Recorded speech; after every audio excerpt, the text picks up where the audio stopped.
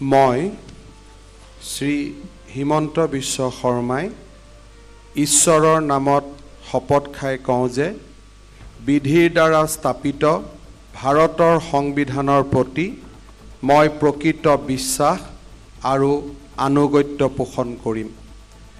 মই ভাৰতৰ সাৰ্বভৌমত্ব আৰু অখণ্ডতা ৰক্ষা কৰিম।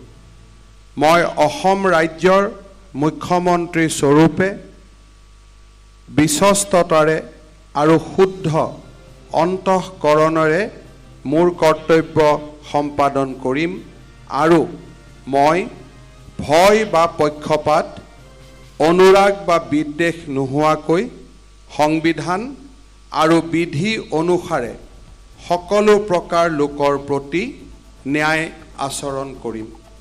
মই শ্ৰী হিমন্ত বিশ্ব শৰ্মাই ঈশ্বৰৰ নামত শপত খাই কওঁ যে অসম ৰাজ্যৰ মুখ্যমন্ত্ৰী স্বৰূপে মোৰ কৰ্তব্যৰ যথাযথ সম্পাদনত আৱশ্যক হোৱাৰ বাহিৰে মই এনে বিষয় যি মোৰ বিবেচনাৰ কাৰণে অনা হ'ব বা অসম ৰাজ্যৰ মুখ্যমন্ত্ৰী স্বৰূপে মোৰ জ্ঞাত হ'ব কোনো ব্যক্তি বা ব্যক্তিসমূহৰ ওচৰত প্ৰত্যক্ষ বা পৰোক্ষভাৱে জ্ঞাপন বা প্ৰকাশ নকৰিম।